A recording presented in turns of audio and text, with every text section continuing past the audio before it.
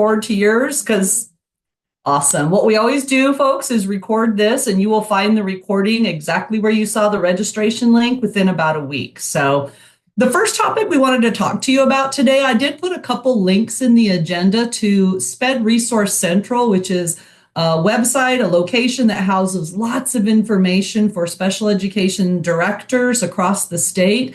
And within that, there's a year at a glance timeline. We really want some information and input from you all on some future topics. So if you'll take that survey, there's a link or a QR code. You can scan it with your phone to be able to kind of just give us some information on what may be top of mind topics you would like to see us present to you at the April webinar.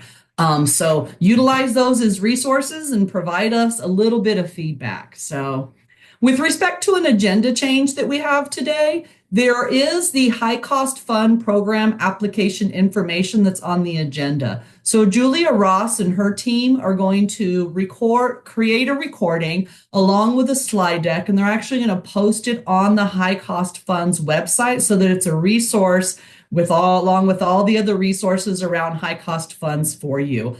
So that should happen in the next few days. So what I can do is when we post the recording, we will give you a date of when that high cost fund webinar and the link to the recording will be posted so that you'll have that information. So that's the only change in the agenda. And then there's another change a little bit later that Ed O'Neill will talk to you about. But back over to you, Dana. Thanks, Anna. Next up on our agenda, we have Donna Holmes. She's going to give us some additional information about data strategy and reporting announcements. Good afternoon. We wanted to take the opportunity to remind everyone of some information that was shared in the January special education newsletter regarding our legacy SPP TIL application. It's going to be fully decommissioned and removed from TIL effective March 1st. The SPP TIL application is no longer used to submit data for Indicator 7 preschool outcomes, Indicator 11 timely initial evaluation or child find, Indicator 12 early childhood transition, and Indicator 13 secondary transition.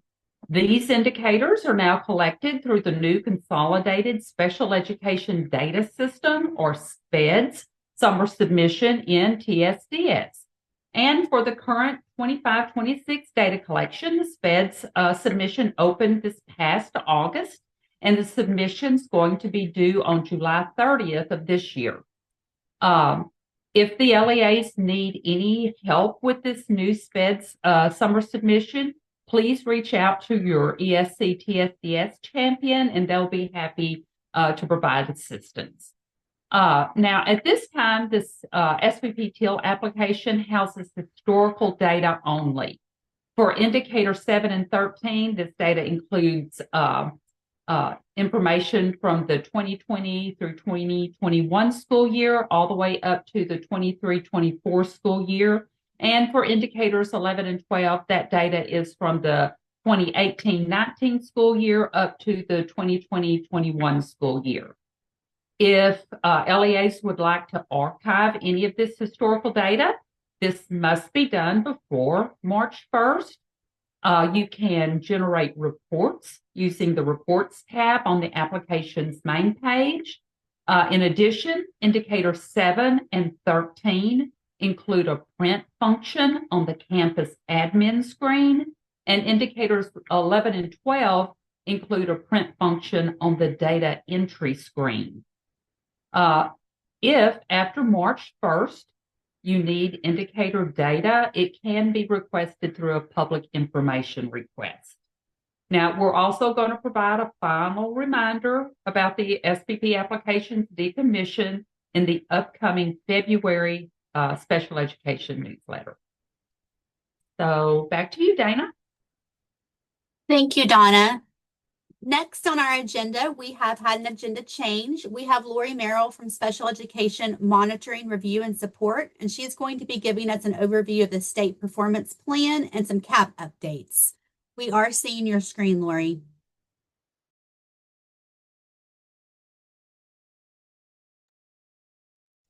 All right. So yes, as Dana said, I'm just going to go over some updates as they relate to the clarification process and the CAP process related to the state performance plan indicators. So the first part is about the clarification process. So as you all know, we collect data on 16 state performance plan indicators for LEAs across the state. There are 4 indicators that are submitted in the summer submissions. That's 11A, B, 12, and 13. And those are the indicators we will be discussing today. The first piece is a reminder of valid, timely, and reliable data. And that is to remind everyone that LEAs must submit valid, timely, and reliable data in that TSDS SPED summer data submission for 11A, B, 12, and 13 by 11:59 p.m. on July 30th of 2026. LEAs that do not submit data for an indicator are not eligible to participate in the clarification process for that indicator. LEAs that fail to submit data by the published deadline are not eligible for clarifications, whether an extension is requested or not. There has been some conversations about extensions, so it's important to realize that the extension is just to allow us to get the data from the LEAs. It does not allow us to extend the timeline. The timeline is July 30th, 2026. LEAs that submit data by the deadline, but later request and utilize an extension to correct and resubmit after the deadline are considered to have submitted untimely data. Such submissions do not meet the timely data requirement and are ineligible for clarifications. If the LEA is unable to submit due to a TEA systems issue, the LEA must have a TIMS ticket and a TEA confirmation of the issue recorded prior to the submission deadline to be considered for participation in clarifications. This does not include issues originating from the LEA's internal data systems and or software. So your third-party vendors, those are not TEA systems issues. This would have to be an issue with the TEA TSDS system. We review this usually in the summertime, right before the submissions are posted and finalized. But we thought, given some of the updates to the process and requirements to participate, we would go ahead and get those out to LEAs now. But this is typically information that you see in a TAA that goes out in July. But the purpose of the SPPI clarification process is to offer LEAs meeting certain participation criteria the opportunity to submit clarifications containing evidence of pre-finding corrections for any of the indicators 11A, B, 12, and 13. This process allows LEAs an opportunity to evidence data entry errors and or to document the correction of any potential findings of noncompliance for those indicators, utilizing the criteria spelled out in OSEP 2301. This has to happen prior to the state issuing a finding of noncompliance. So there's 2 types of noncompliance findings that we issue. One's child-specific and one's systemic. These changes to the clarification process will be captured in a TAA that is scheduled to go out this Thursday. We wanted to go ahead and get on the webinar ahead of time, provide additional details not found in the TAA, but the overall participation requirements and clarification process is detailed in that TAA. So as we noted, there is participation criteria for the clarification process moving forward. This process is an optional process that the state offers to LEAs who report less than 100% to ensure that we are aligning with OSIP and with the compliance process. We have set forth the following criteria. So the LEA must meet the TSDS SPED summer submission deadline. They must report 95% or above on the indicator they're wishing to clarify, or if they report less than 95%, the rate of noncompliance is attributable to a single student. They must also be able to provide evidence that each child-specific correction was completed prior to the start of the clarification process. We are marking the start of that process as the date that the notification to participate goes out to the eligible LEAs. LEAs who meet participation requirements and opt to participate in the 10 business day clarification process are not guaranteed pre-finding correction of noncompliance. So just participating doesn't mean you get cleared to 100%. You still have to demonstrate the child-specific corrections, and they have to be demonstrated that the actual correction in its entirety was completed. LEAs should begin correcting noncompliance once it's identified, regardless of eligibility to participate in the clarification process. And again, just reiterating that participating in it does not automatically mean a guarantee of pre-finding correction. So we have many LEAs who are currently in a corrective action plan for SPP. So for LEAs who are in that CAP process, participation in the clarification process looks a little bit different than the criteria just explained. So if an LEA is currently engaged in the SPPI CAP process for one or more indicators at the time of the data submission, they are eligible to participate in clarification for any indicator currently being monitored by that CAP. The LEA still has to provide the evidence that each child-specific correction was completed prior to the notification of participation in the clarification process. LEAs engaged in a CAP who report noncompliance and an indicator not included in the current corrective action plan will need to meet the previous criteria explained on the previous slides. After TSDS SPED summer submission closes, eligible LEAs will receive an email with a link to indicate their participation in the clarification process.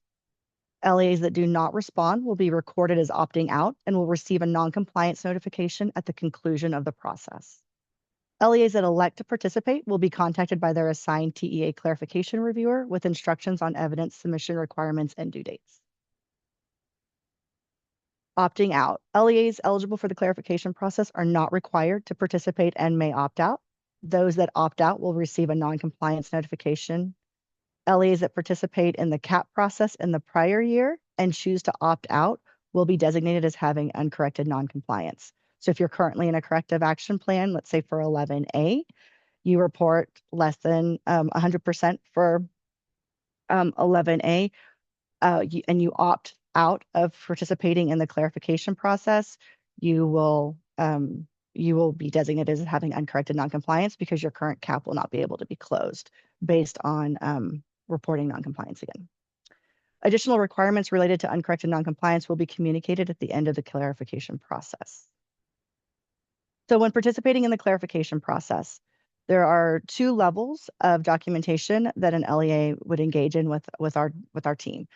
For data entry discrepancies, LEAs must be able to provide to us SPPI evidence of child-specific correction in the verification workbook that we provide, calendar for the prior and current school year, evidence of compliant data, and any PEMS data related to absences and transfers that support maybe the use of incorrect code or a discrepancy in the data that was uploaded versus the data maintained by the LEA.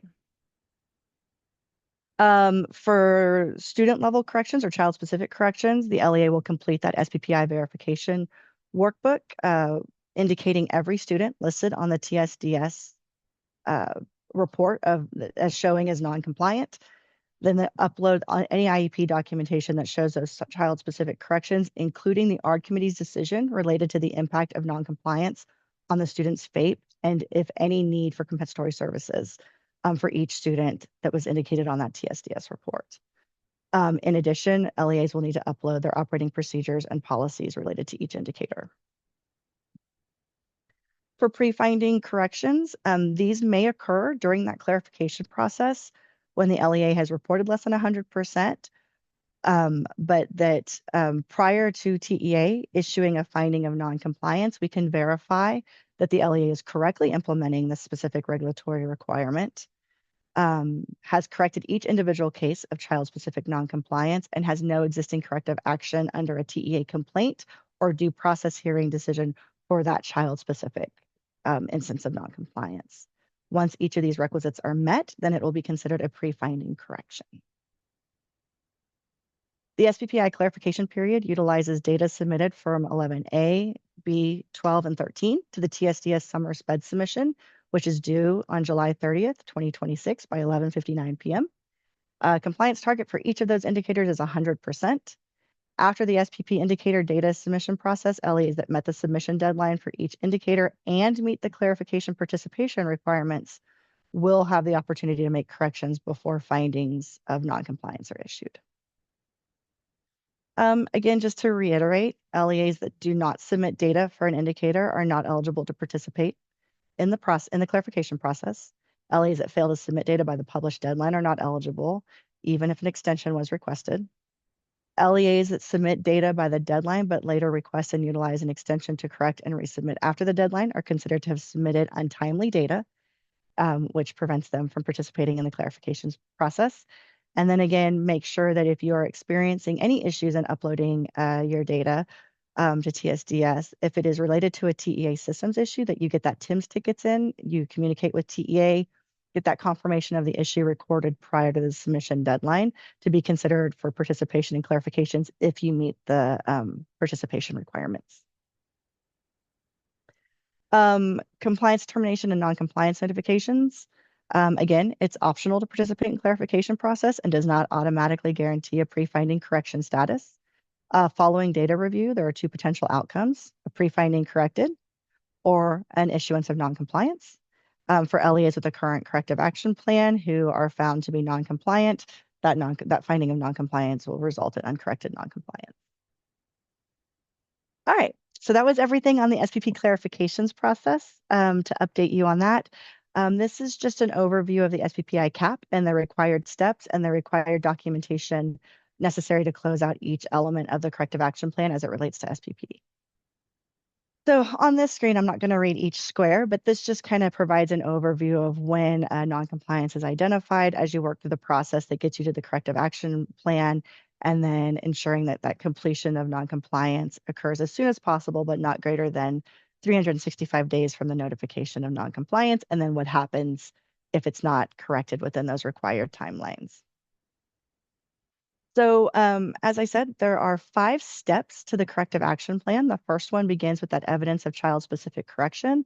This is where you work with your reviewer to ensure that every instance of noncompliance listed on that TSDS report is corrected, including that ARD committee's discussion of the impact of the noncompliance, as well as if the FAPE was impacted, if there was need for compensatory services, and what the decision and discussion of the ARD committee resulted in. Below on the screen are the items that would need to be submitted to demonstrate evidence of that child-specific correction. So it's the first page of that correction ARD.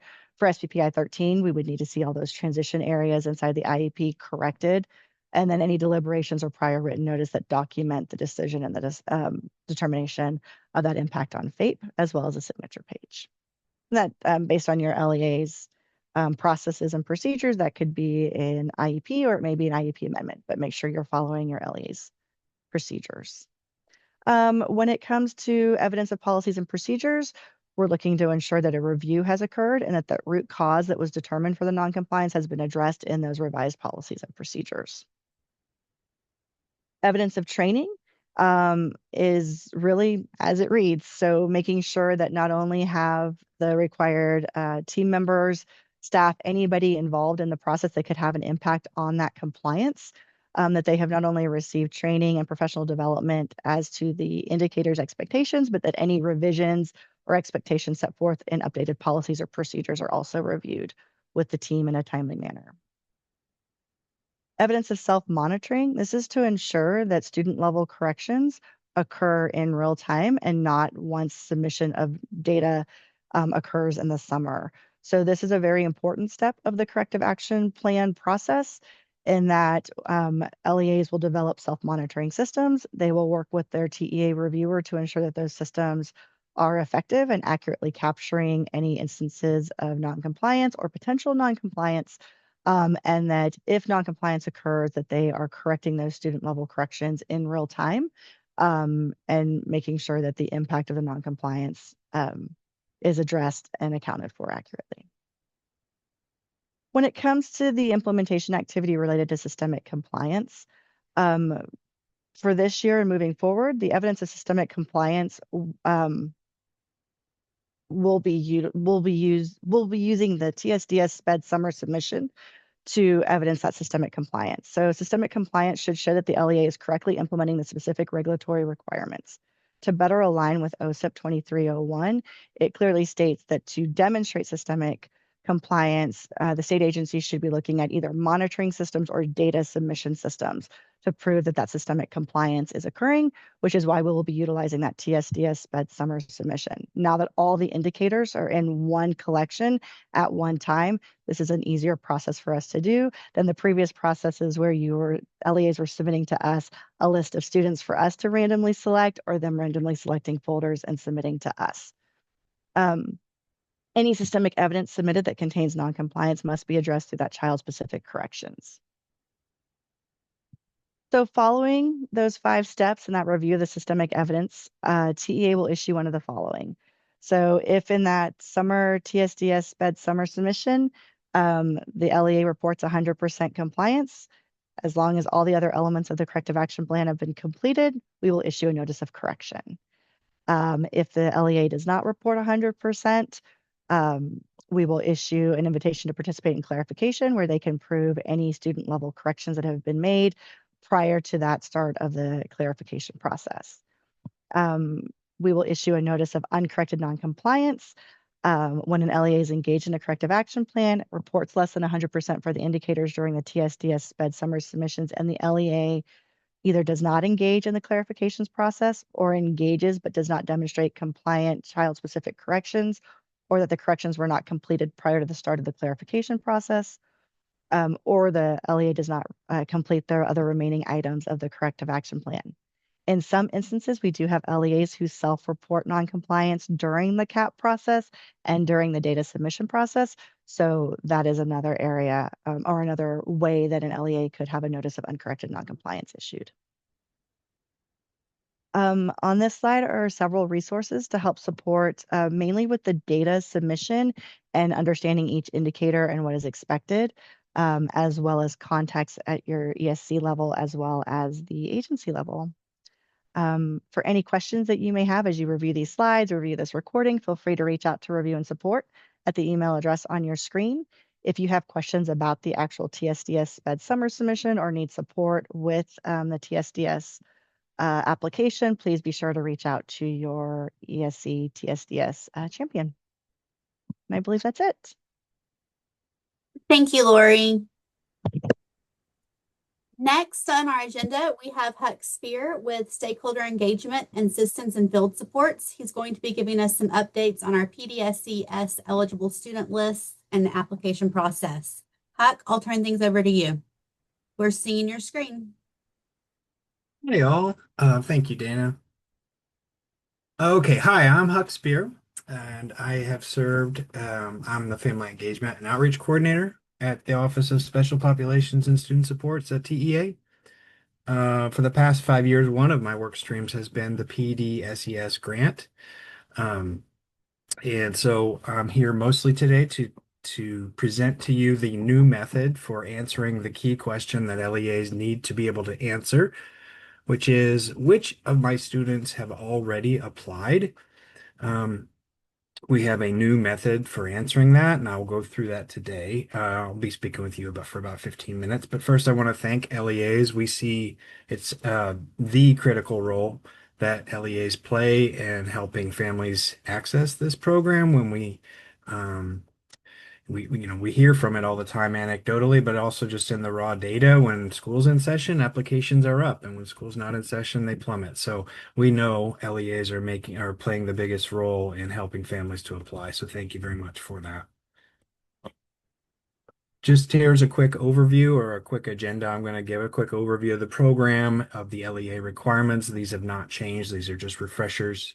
I'll go over what, the PDSES student lists, what we used to do, and then the main reason I'm here, which is the new method. And then I'll show you quickly how to apply for the PDSES LEA user role in Teal. And then I'll give you a quick spin through the actual portal to let you see what it looks like. So just as a reminder, nothing really has changed, but the PDSES stands for Parent Directed Special Education Services, and this is a one-time $1,500 grant for the parents of eligible students. To be eligible, the student has to be enrolled in a Texas public school and receiving special education services. The parents apply, and when awarded their account, they don't get actual money. They get access to money through an online account through the Class Wallet Marketplace. and that they use that access to buy educational goods like textbooks and therapy, or sorry, curriculum, or a lot of technological devices, or services like therapy or tutoring. The program is quite popular, and so we've moved to having an application window system. So last year was our first year to have an application window. This year, the application, it's coming up, it's all of April. So it opens at 8 a.m. on April 1st, Central Standard Time, 8 a.m., and closes April 30th at 5 p.m. That's when the windows come in, that's when we're advertising. So I threw that in there. What are the requirements for LEAs and basically the requirement is a notification requirement. LEAs are required according to Texas Administrative Code 102.1601 to they shall notify families of the program, and unless the school district or charter school has verified that a parent has already received or applied for a program grant, LEA shall provide the following at the student's ARD committee meeting. 1, instructions and resources on accessing the online accounts, including the application window established by TEA. And then 2, information about the types of goods and services that are available through the program grant. Both of those are fulfilled in a couple of ways, but we have a program overview document on our outreach materials page, and then some LEAs also like to use the customizable letter that's also on our outreach materials page and is linked here. I do want to just point out or slow down that phrase that's bolded, unless the school district or charter school has verified that a parent has already received or applied for a program grant. That's really the main purpose I'm here today, is to help you answer that question. How do you verify that your student has applied for a grant? Because it is a one-time only grant. And so if the family's already applied or already heard about it, the LEA does not have the responsibility to notify again. In fact, they should not, because the family might be frustrated if they're told to apply again and then they find out they're not eligible a second time. Really, because this program has been in place for several years, and assuming all LEAs have been complying with this requirement, really this is a requirement that's really focused on any students who are new to special education, because theoretically you've already told all of the other students who have been in special education in previous years. So really this requirement is really focusing on your students that are new to special education. Also, I want to point out that one of the questions we get a lot from LEAs is, do we have to hold a separate ARD just for this requirement? And the answer is no.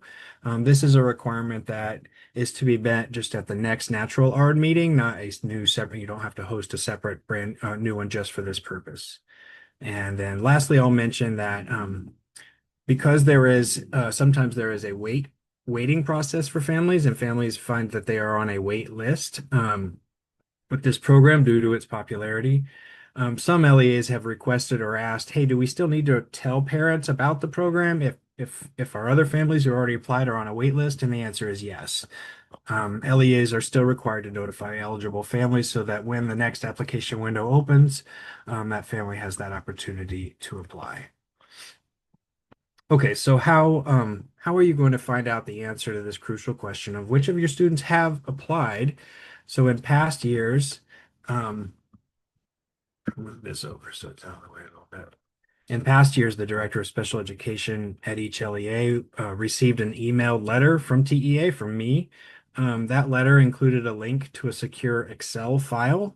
And that file contained, according to PEIMS, the fall snapshot of PEIMS, all of the LEA's eligible students. And then there was a column in that file that showed the application status of each of those students. Starting this spring, today, LEAs, there's a new method. So LEA representatives who need this access can now apply for what's called the PDSES LEA user portal, and I'll show you that next. But using their portal access, LEAs can search for individual students and they can see their application history in real time. They can also export a file of all students from your LEA who have applied. So this is a lot more flexible system. It gives LEAs on-demand access. Multiple users can request that access and gain that access to view the information, and the data stays up to date throughout the year. It's not a single static file sent once per year by me. So a lot better. However, I want to outline one key difference between our old system and the new one, which is the old, like I mentioned, the old lists had all students who were eligible according to PEIMS. And this new system will only provide you a list of the students who have applied in your LEA. And then you will need to like export the entire list and then use a process of comparing to your local rosters to determine by process of elimination which of those students are eligible but have not yet applied so that you know who to reach out to. Just really quickly, I'll span through the application. How do you get this PDSES LEA user role in Teal? So I think a lot of you probably are quite familiar with this, but I will go through it. Start by logging into Teal, of course, and then go to My Application Accounts. From there, you can choose Request New Account, and you'll scroll down. There's, of course, lots and lots of different types of Teal accounts. You'll find PDSES and select Add Access. And then when you complete the request, make sure there's several different roles that you can request. You're going to need to request the LEA user role. None of the others will be rejected if you try. Request the LEA user role. There's also a comments box, and we recommend that you state your position and why you need this access. This is accessing, student level data across your whole district. So, and another thing is, or one tip I'll say is that the approver of this is your LEA superintendent. So one thing that might help expedite this is to send your superintendent a quick heads up so they know what's coming, and that might expedite your approval. Now let's take a quick look at when you do get access to your LEA PDSES portal, what it will look like. There's a lot of blank space here because there's some automations coming. Like here's the first one. So this is a sort of a screenshot of what it will look like. I've blurred out the names and the data for obvious reasons, but one thing you're going to want to notice is in this yellow here is that there is an application window drop-down box. Now, right now like I said, every year there will be a different application window. Right now, the default setting should have them all checked. So if you want to select all your students, all time, all application windows, make sure that you select all those, and it will come like the setting that it's ready to go is already there, all checked. But if you uncheck one, then it will only show you the students for the application windows that are checked. So just heads up on that. There's a few different sort of use case scenarios I'll go through. One would be in this green box, like you can search for individual students right here using the UID or the student name fields. You type it into the field and it will search for your individual students. So if you're, say, an ARD coordinator and you're preparing for an ARD and you're not sure if the student has applied or not, and whether or not to give that student the program overview document I showed you, you can log in here and search for that student and answer that question, and then be better prepared for your ARD meeting. Another use case scenario is just the export button here that's in red. So again, if there are filters on all of these columns, but assuming you have you've selected all applications, you don't have any filtered out, and you click export, that will give you an Excel file of all of your students who have applied all time. And so you can use that to compare against your local roster and configure a system to reach out in a more sort of in a mass letter sort of way about which of your students' families still need to be outreached for this program. And the last thing I'll mention, just all the blue columns here. These provide all the details you need. Application ID, application status, prioritization, funding status, district and campus information, key dates, and so forth. One thing I'll mention is the application ID column.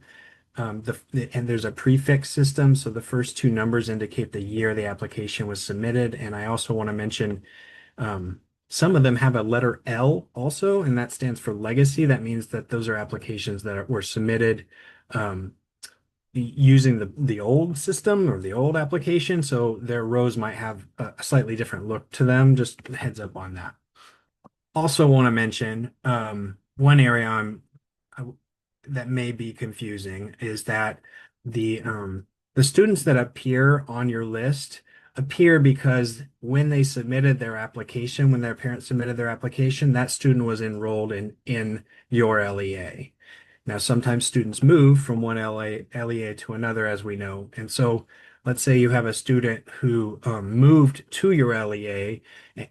You will not be able to see that student's application status in your LEA user portal. So it is possible that just because a student does not show up when you search for them, that student may, if they have moved to your LEA, may have an application already that has been submitted that you can't see.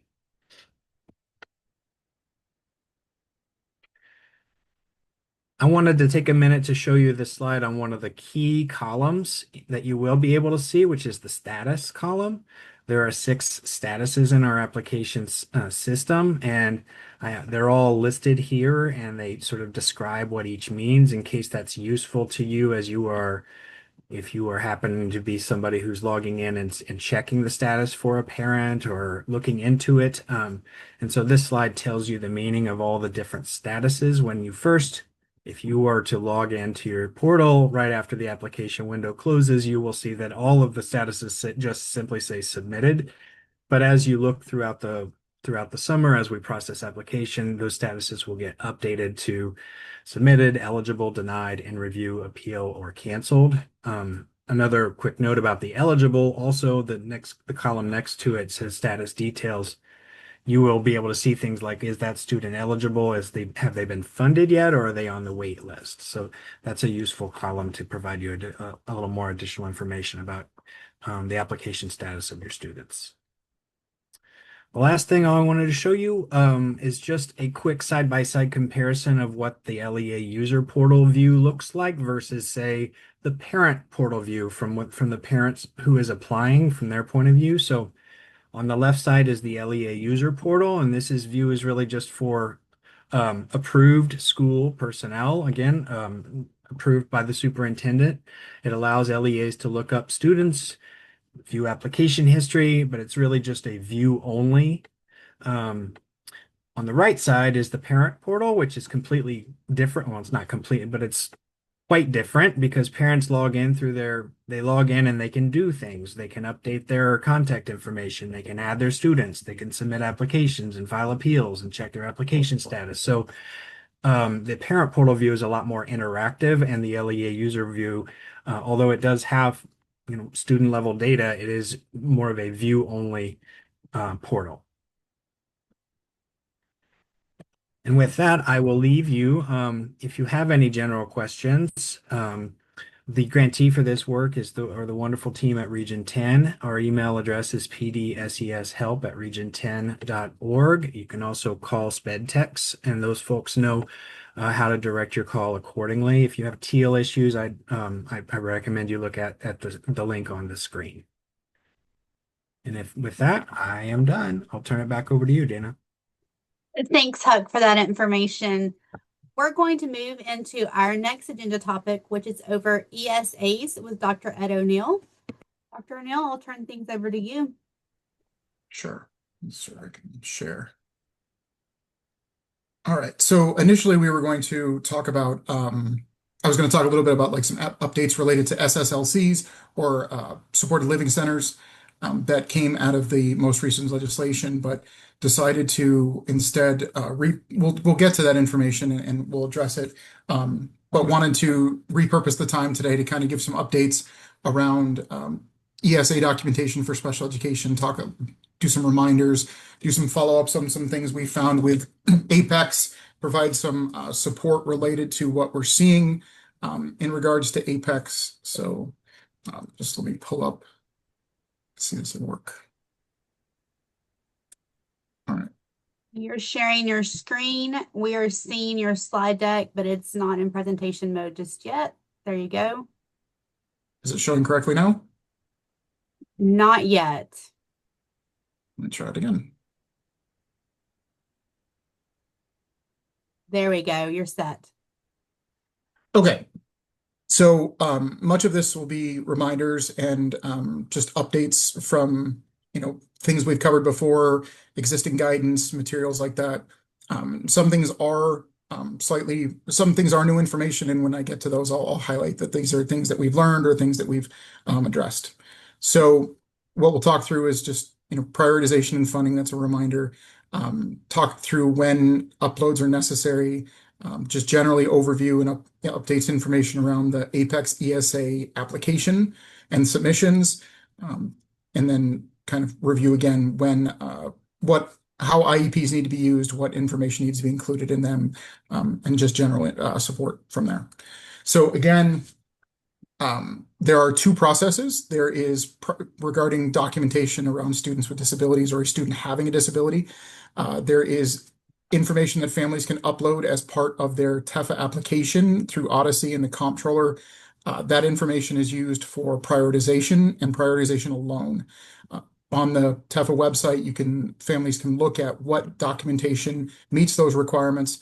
Those documents will be used by the comptroller's office to support prioritization in the event that they need to run a lottery, how to prioritize different accounts. The information that's uploaded by parents and families as part of the prioritization process is not and will not be used to generate determinations around special education funding. That is a different process. That process involves TEA.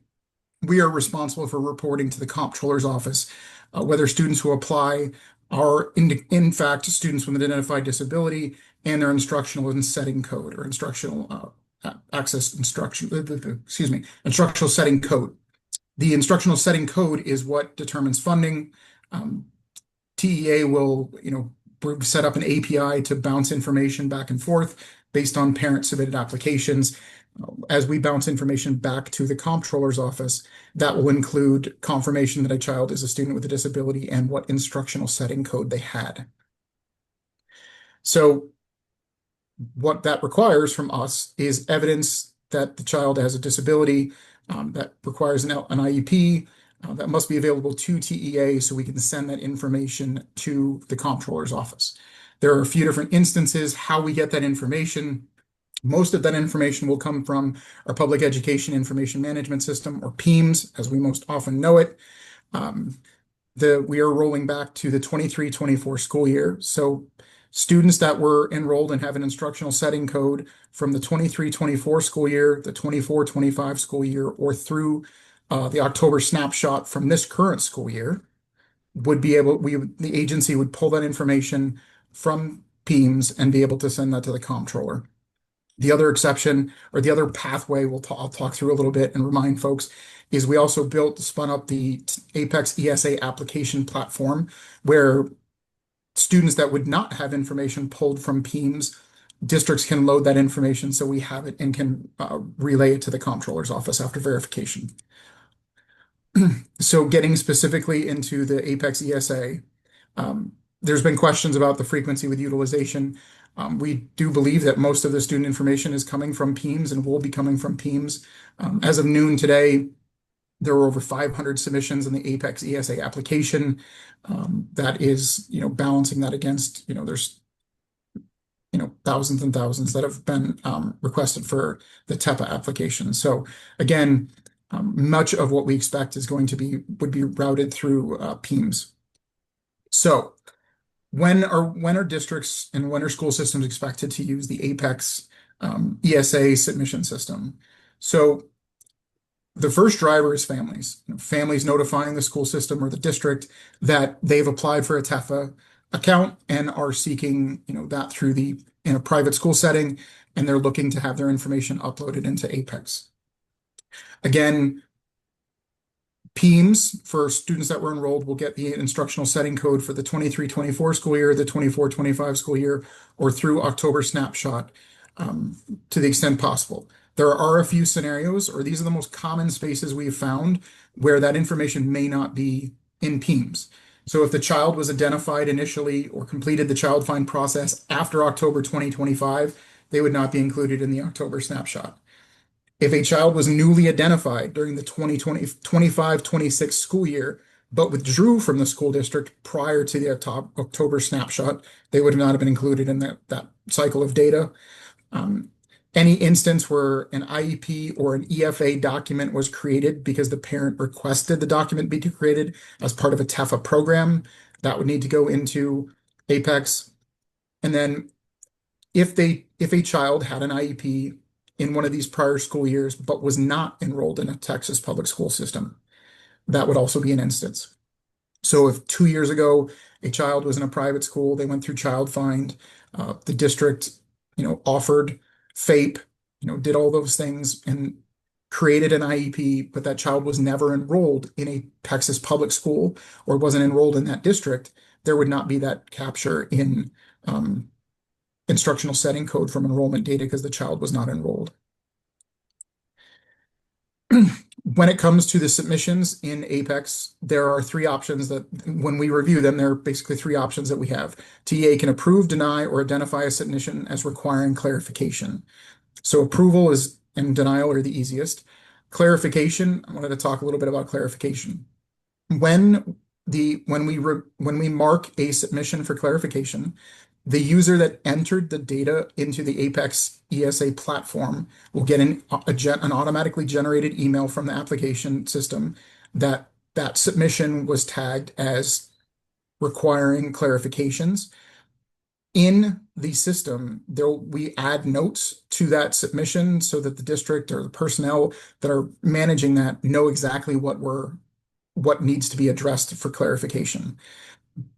These are the three most common spaces that we've seen, or places where we've seen the need to request for clarification. First, the uploaded documentation doesn't match the data entered. So somebody goes in and does the data entry, enters the student profile information, enters the IEP, the instructional setting code, the IEP date, and then uploads an IEP document. But those two documents don't match. So the submission and the document don't match. We've seen the disability code doesn't match. What's on the IEP and what's listed as the disability are not the same. The instructional setting is not the same. Even the dates may not be the same. The date on the IEP document is not the date listed in the student entry of information. So that's a space where we'll specify what needs to be adjusted, needs clarification. The second is the IEP that is submitted or the date that is listed, either one. That IEP was created prior to the 23-24 school year. So prior to August 1st, 2023. We're only going back those 3 school years. So if it's prior to that, that just needs to be clarified that there needs to be a more current IEP document uploaded. And then the third example is whatever document is loaded isn't an IEP or doesn't meet the requirements of an EFA IEP. We've seen FIEs uploaded, not IEPs. We've seen ISPs related to proportionate share and things like that uploaded. Those are not IEPs. Anything that doesn't meet the requirements, and I'll get to those in a few minutes, reminding folks of what those requirements are, that needs to be uploaded. There is no specific time frame by which school districts have to address the clarifications. Our data will run regularly to the comptroller through March 17th when the TEFA application closes. So districts have until March 17th to resolve any needed clarifications that are identified in that system. And that's our timeline. Another thing we have found is related to shared service arrangements. So districts that are in SSAs and have a fiscal agent, Apex was built first and foremost as a tool to do some fiscal management issues related to other areas of special education. When we built the ESA component on top of that, some of those same design elements in the original framework transferred, one of them being the fiscal agent requirements. So in Apex ESA, even though a member district may be able to request and get an account for an LEA in the tool or the application, Only the fiscal agents can submit student data for members of the SSA. If you're not in an SSA, don't worry about this. If you are and there's questions, I would encourage you to outreach your ESC, because we've had lots of conversations with ESCs, and I know they're already supporting districts with this. Or you can outreach us at the end with some of the emails that we have for communication, and we're happy to help you. But this is a very specific instance related to SSAs. EFA IEPs, this is still going through rule, but EFAs can be used for a child with a disability who's not enrolled in a public school, but has been determined eligible for special education. These are only used as it relates to the TEFA process. They are not IDEA or Individuals with Disabilities Act IEPs. There's a difference. But we only need one document. If a child, or if you've already had an ARD committee or the district has already created an IDEA IEP, that can be used in the APEX process. If they were previously enrolled, that information we will get out of PEAMS. Only in instances where you don't have that document that you need to create a document, you may want to look at doing an EFA IEP versus an IDEA IEP. That's a local decision that you can make, but you don't need both. One or the other can be uploaded in those instances that something is required into APEX, ESA. These are the requirements for what needs to go into that document that is, instead of an IEP or a traditional IDEA IEP. I won't go through these. This hasn't changed since November and since with everything that's come out. So these are a process that you can follow instead of going through the entire IDEA IEP if the intent of the document is for the support of a TEPA application and at the request of families. I'm going to pause for a second. I know another big area we've got a lot of questions is around generation of the UID and the UID process. Working with folks, that's not our office, but working with folks in our TSDS and PEAMS to get some more information, get some more guidance, get some more clarity that we can push out to the field to help with that. And as soon as we have that information, we'll push it out both through whatever means we can, ESCs and other venues to help clarify that. But getting to that as quickly as possible. Again, most of these students who have been evaluated in the last few years or have gone through the child find process in the last couple of years should have a unique ID.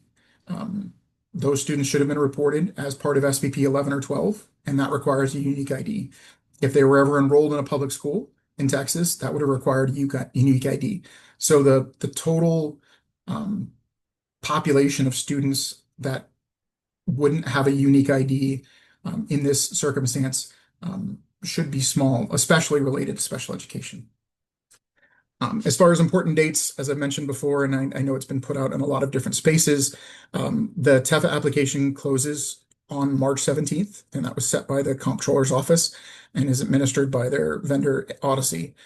We will run the APEX process through that same date. We will pull, based on March 17th, we'll pull our last data file and load that through the API to send to the Comptroller's Office to support them in making their funding decisions and everything else.